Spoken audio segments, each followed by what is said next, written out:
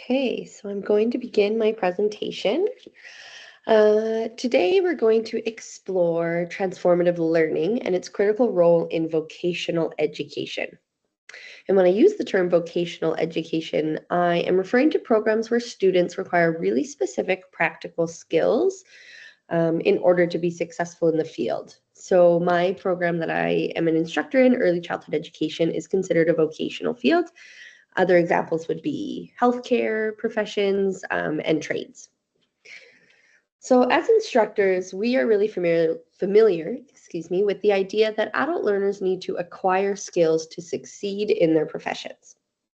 But learning, and especially for adult learners, isn't just about gaining the knowledge, but it's about shifting perspective, rethinking assumptions, and deeply engaging with new experiences. Transformative learning, which is a concept rooted in the work from Jacques Mezereau, emphasizes this idea. It goes beyond traditional education and fosters critical thinking, critical reflection, and meaning making, which are crucial for vocational students to prepare for a dynamic, real-world experience in their profession. To guide my presentation, I've pulled from a variety of sources, all who explore how how the adult brain learns and what makes learning truly transformative. By understanding how adults process, reflect on, and integrate new knowledge, we can better support students in vocational fields.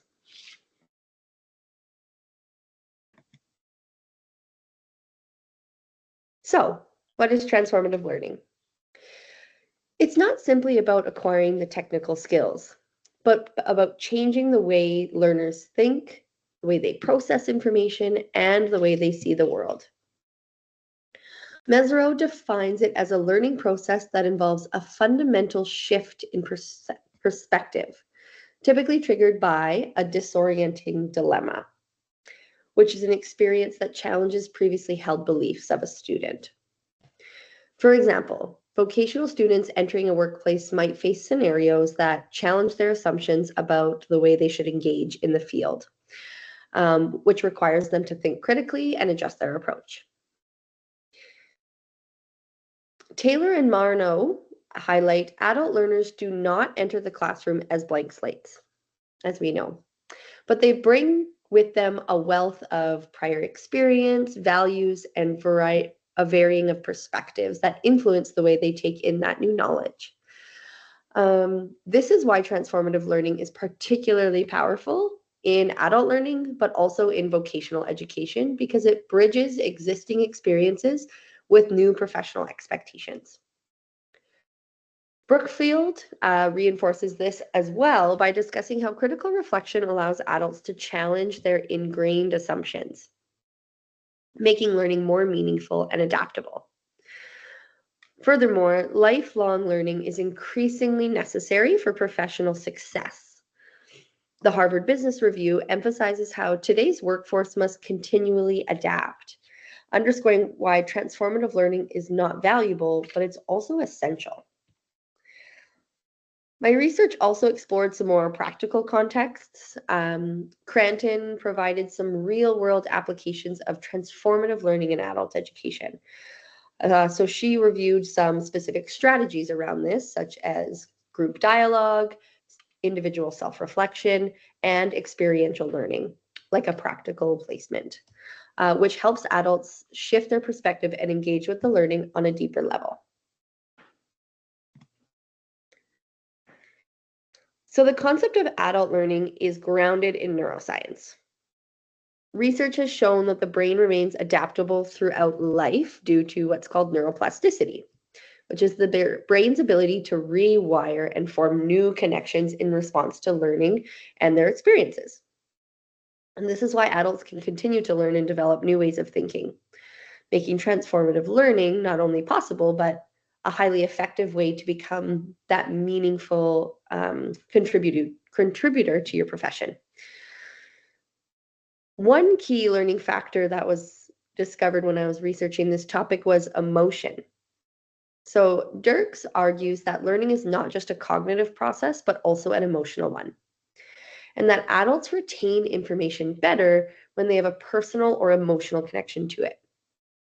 This is especially relevant for vocational education because learners must engage not only intellectually, but also emotionally to their field.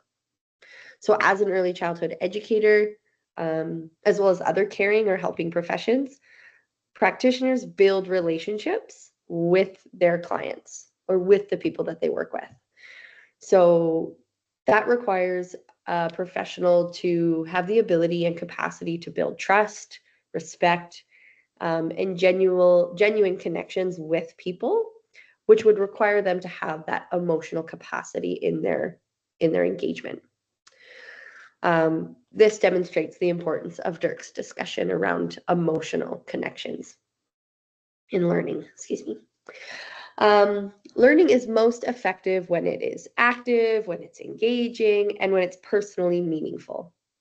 The brain processes information more deeply when learners connect with it, which is why passive learning methods like sort of traditional lecture formats without engagement between students are less effective for that brain to wire in the adult brain than an interactive or reflective or experiential approach. Another layer to this discussion is to emphasize that adults interpret new information based on the past experiences. So unlike children who are constantly forming new neurological connections, as well as in the adolescent age, adults rely heavily on what they already know to make sense of new information. This means that for learning to be transformative, it must challenge prior assumptions to encourage deeper reflection. So by integrating experiences, emotion, and reflection, transformative learning aligns with how the brain naturally processes new information.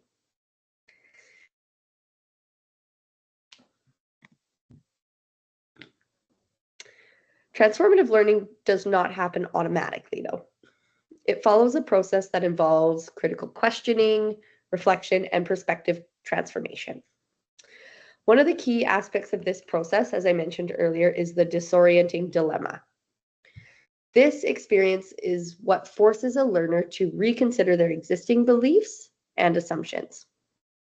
For example, a nursing student encounters an ethical dilemma while in practice, and it may have them begin to question their initial beliefs about patient care, about the way they approach that situation, which leads them to a deeper learning and a transformative process in the learning experience. Once this dilemma is encountered by a student, the next step is the critical reflection and rational discourse. So learners have to actively engage in discussion. They have to question, they have to use meaning making to shift their perspective. This is why learning environments that encourage open dialogue or group dialogue, critical thinking, and experiential learning are the most effective to foster transformative learning because they allow for that critical reflection and rational discourse to occur. That is then when the perspective shift occurs. Through that sort of iterative and ongoing feedback process, students can engage with new experiences, challenge their existing assumptions, and make meaning of that scenario and how it relates to the new knowledge they've learned and the conversations that they've had with other professionals, other students, and then sort of themselves through self-reflection.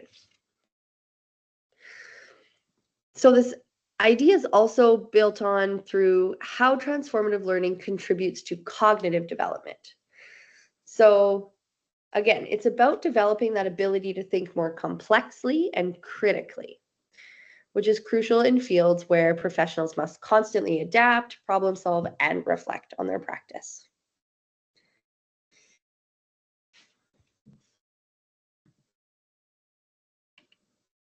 In vocational education, adaptability is key. The modern workplace is constantly evolving, requiring professionals to shift their thinking, problem solve in real time, and continuously learn. Transformative learning plays a crucial role in this process because it helps students critically examine their perspectives and develop a flexible mindset. And this allows them to succeed in dynamic work environments. A major component of vocational success is that reflection and critical thinking skills. These skills enable students to evaluate the challenges in their workplaces, refine their decision-making process based on their new knowledge and skills, and then adjust their approach as needed.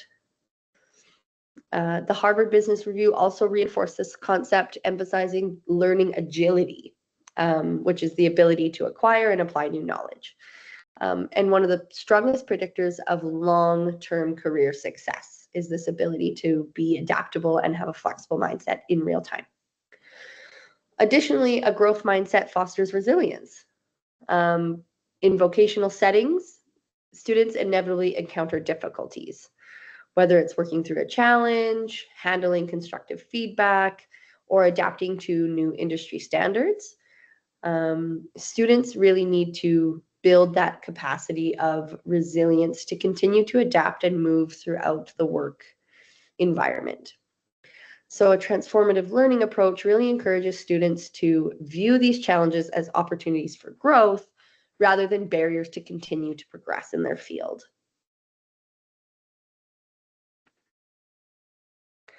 Another key piece that was highlighted was the importance of self-directed learning in adult education.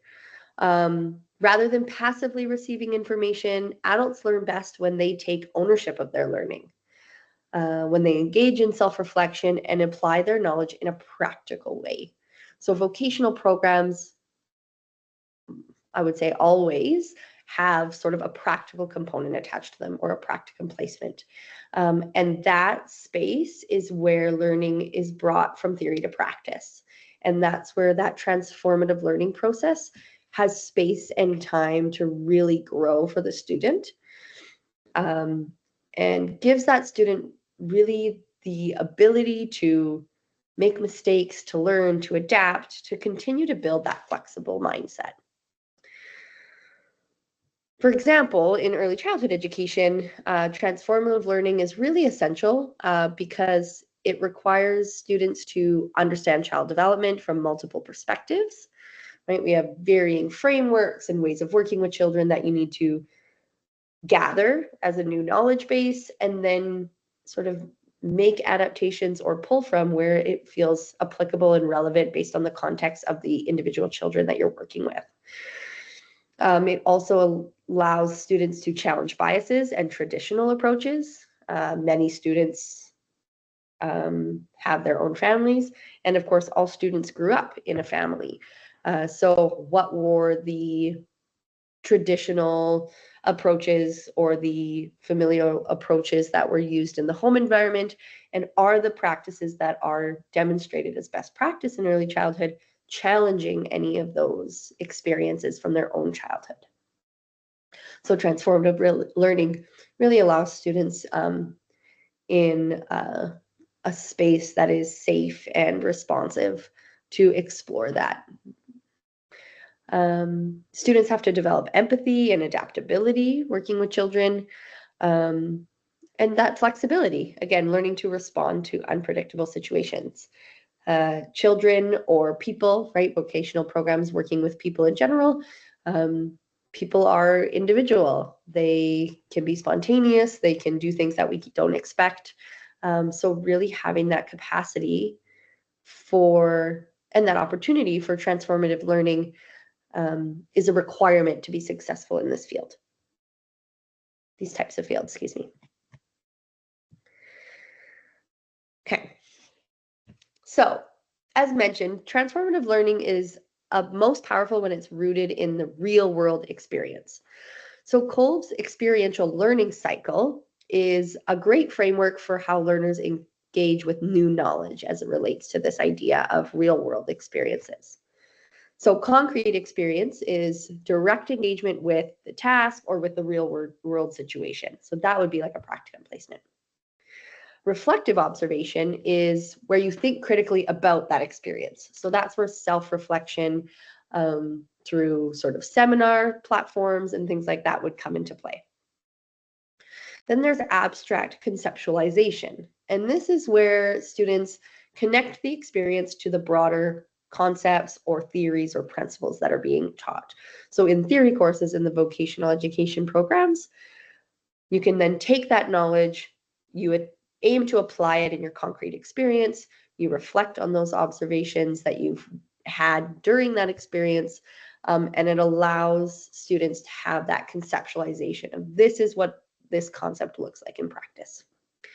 And then active experimentation, which is applying that new learning in future situations.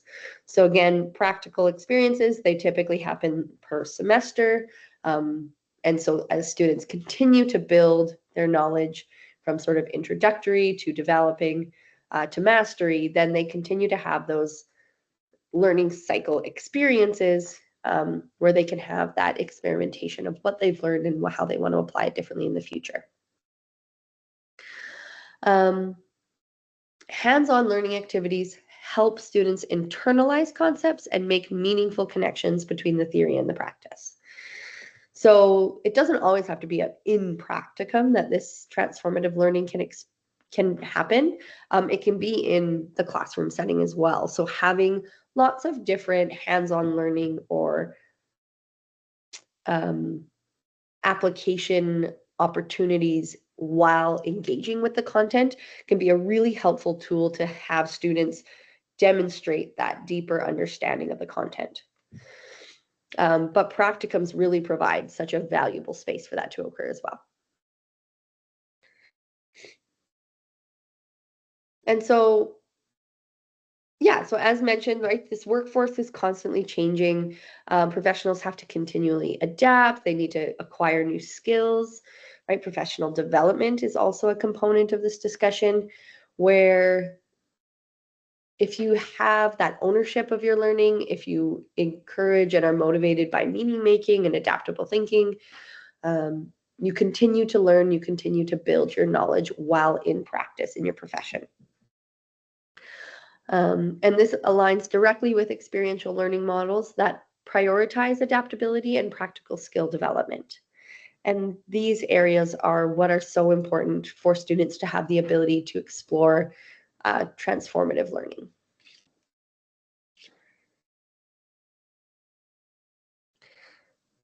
So reflection is really at the heart of transformative learning. Without it, students might memorize information, but without truly internalizing it or questioning it or making sense of it. Reflection allows students to become aware of their biases, challenge those assumptions, and then develop a deeper understanding of their learning experience. So with the content that they gain, the knowledge that they gain, they can build self-reflection on that as they understand, what does this information mean in relation to my profession that I'm exploring, as well as my own past experiences? Is there anything that's challenging that, or yeah, that's demonstrating that I have an assumption, a prior assumption that needs to be reviewed? So this process happens through reflection. One effective method for promoting reflection is through journaling or group discussions. Journaling provides students with a structured way to process their thoughts. They can track their learning progress this way and then recognize moments of transformative learning. We often describe it in our field, and I'm sure many other vocational programs, as an aha moment. So that demonstration of, wow, my previous biases have been challenged. I recognize where those previous biases come from and why they're developed and how they developed in me. And then I also recognize why, because of the new knowledge that I've gained, I want to change the way that I would provide care or demonstrate that skill because of my self-reflection throughout this process. Group discussions as well are a great way to demonstrate reflection or explore reflection. And because they allow students to hear other people's perspectives, right? This can be the sort of trigger moment that creates that aha feeling or creates that transformative learning, is hearing a different perspective on the same sort of scenario, because it allows them to question their own beliefs and engage in that meaningful dialogue with somebody who has a like-minded interest being in that profession. or in that classroom setting together. Ongoing reflection will enhance students' ability to adapt their education strategies, their engagement strategies in their profession, and better support individual needs in their vocation. Harvard Business Review highlights self-reflection as essential in professional settings because it enhances that decision-making and adaptability, which we've discussed are key components of transformative learning. When professionals regularly engage in self-reflection, they're better equipped to handle complex work situations, better equipped to learn from a mistake or a challenge, and then they continuously improve their practice. And reflection and the desire to improve practice is a huge component of best practice in vocational fields. So yes, you need to have that sort of standard of knowledge and understanding of how to interact.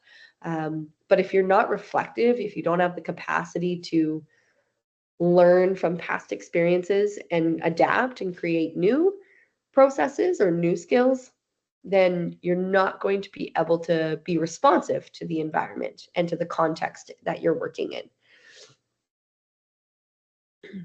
Brookfield also introduced this idea of questioning assumptions as a way to foster transformation in learners. So some examples that they talked about for questions that you could ask a student is, or students would ask themselves, is what do I believe about this and why? Values and beliefs are a huge sort of tenet in how we engage in self-reflection. The values and beliefs inform your emotion, and your emotional response is how you would demonstrate your behavior. And then that self-reflection, you kind of go back through that process. So what was my behavior? How do my values and beliefs inform my behavior from this situation? And it helps students uncover those deep-seated biases. And sometimes we don't, oftentimes I should say, we don't realize that we have a bias. It's an unconscious bias. And those can be really detrimental to facilitating best practice or that growth mindset in our fields. Keegan further emphasizes the role of cognitive development in this process. We have to shift how we process and make sense of new knowledge. And in vocational education, this means helping students move beyond surface level learning, just acquiring new information, and move to a deeper, more reflective engagement with their field. So it's not just about their own practice, but the field in general. What is their reflection of others' practices, of the sector as a whole? Where is the sector going? Are there areas for transformation that could be explored in those areas as well? So all of this sort of stems around reflection, and it is, again, sort of the heart of transformation learning.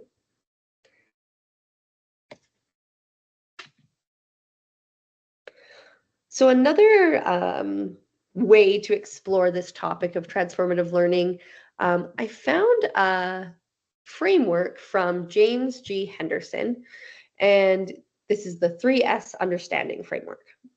So this model is built on 3 key dimensions: subject matter, social learning, and self-learning. This framework is particularly relevant in vocational education and this transformative learning discussion because it encourages students to connect with the knowledge, with personal, and with social growth, right? So those 3 components that we've been talking about that are really critical for transformative learning. So this diagram can be another visual aspect that can support us to understand this concept. So instead of treating learning as an isolated experience, this 3S model fosters a holistic approach where students engage with the content, they reflect on their development, and they apply that learning in a collaborative setting, like a practical experience. So subject matter engagement. So this means engaging deeply with the content of the discipline. So when you're building new knowledge, you're taking that time to really digest it, to really explore it. So deeply considering the subject matter. Then in self-learning, this is where we develop our sort of metacognition skills, such as self-awareness, the ability to reflect on our own personal growth as it relates to the subject matter. And then the final area, social learning, is where we explore those concepts in a more social and group collaborative discussion-based way with engagement with others. So these 3 tenets are critical for that holistic exploration of content, and this framework really demonstrates how you can apply transformative learning for a student's experience. So in early childhood education, for another practical example, and subject matter learning would be to learn about child development theory. And then in that self-learning experience, you'd reflect on your own personal biases and experiences with children, right? Child development, and then your own personal experiences with children. And then in the third dimension, social learning is where you'd engage in discussions with peers, with families, with mentors to refine your education approaches, pardon me, as it relates to your reflection of your own biases and beliefs that then speak to the knowledge of child development theory. So by integrating these 3 dimensions into our sort of way of providing transformative learning opportunities for students, the framework aligns with the principles of transformation learning, and it reinforces that education is not just about acquiring the knowledge, but about the personal and social transformation as well. So our adult learners need more. They have capacity for more. They desire more. And in order to have that really complex demonstration and ability to engage with their profession, they need the content, the personal, and the social all wrapped into a transformative learning experience. So there can be some challenges to facilitating transformative learning. One of the biggest ones is that not all students are immediately receptive to transformative learning. Because transformative learning can challenge deeply held beliefs and assumptions. This will create discomfort, sometimes resistance, maybe rejection of that process. The resistance is natural. It's our brain's way of protecting its previous knowledge and comfortability, right? So when we're asked to rethink what we've always believed to be true, that can feel unsettling, and our brain can move into the parasympathetic nervous system into a fight or flight response to protect itself. So that process, going through that and challenging that and working through those discomforts can be really challenging for students.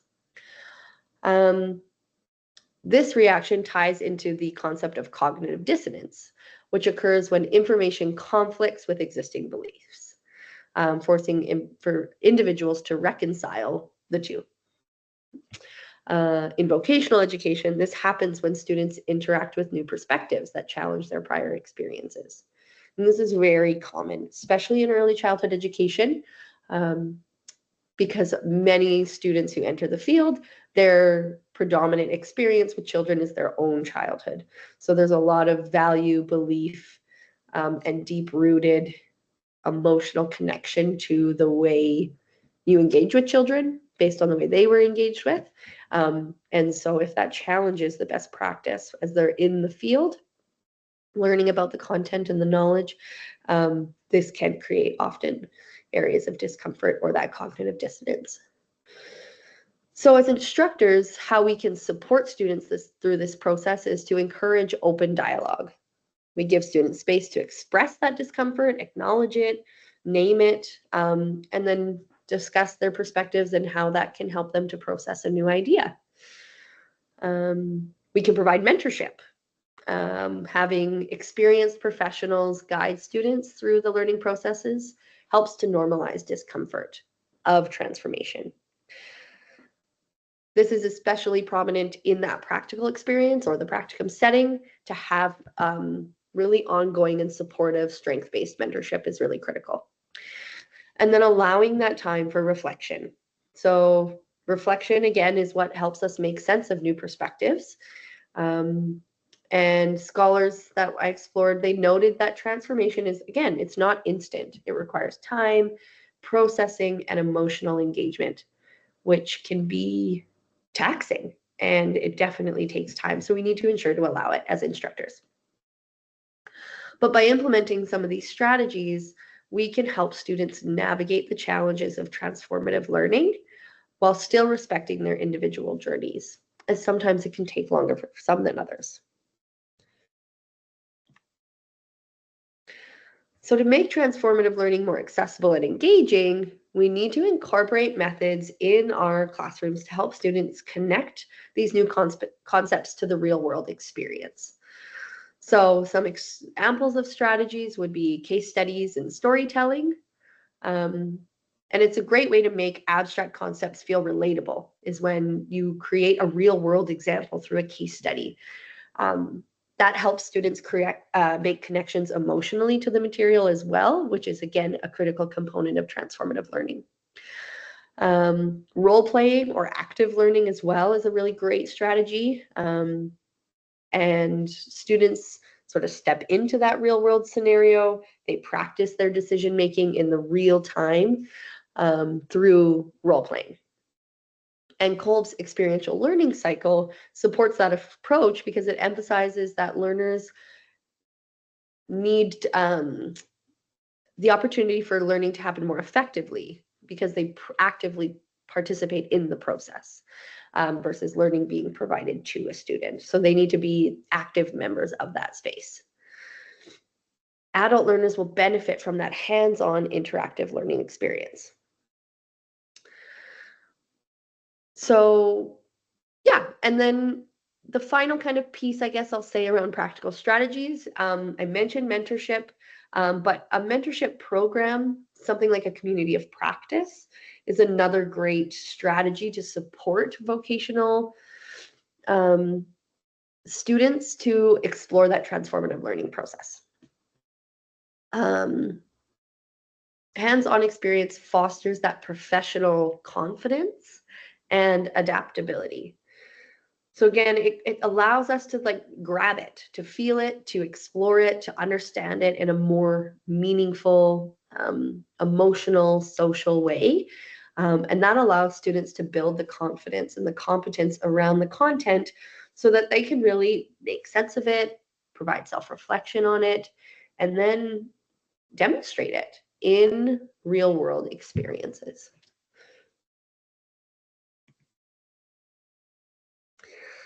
So, as I conclude my presentation, I just want to state that it's important to reflect on why transformative learning is so valuable, particularly in vocational education, but I think for all adult learners. It's not just about acquiring the skills, it's about developing adaptability, reflection, critical thinking, and that mindset for lifelong learning. Cognitive development plays a crucial role in individuals' processing of transformative learning because the way we think is not static.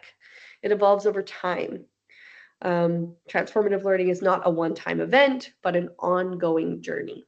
So we need to demonstrate that sort of motivation and commitment to ongoing learning in our adaptable and transformative learning environments. And again, highlighting the importance of the emotional and the social factors in learning. So students don't just learn through the content alone, they learn through interactions, through experiences, through personal reflection. And when we create environments that support and challenge students simultaneously, we help them engage more deeply in the learning process. By embracing transformative learning, we're not just teaching students, but we're helping them become lifelong learners who are prepared and have the confidence and competence to navigate an ever-changing professional world. And a final thought just to pose is, how might you apply transformative learning in your own practice? Thank you very much. I really appreciate taking the time to review my presentation, and should you have any questions or comments or discussion areas, please reach out to me, and I'd be happy to discuss further. Thank you very much.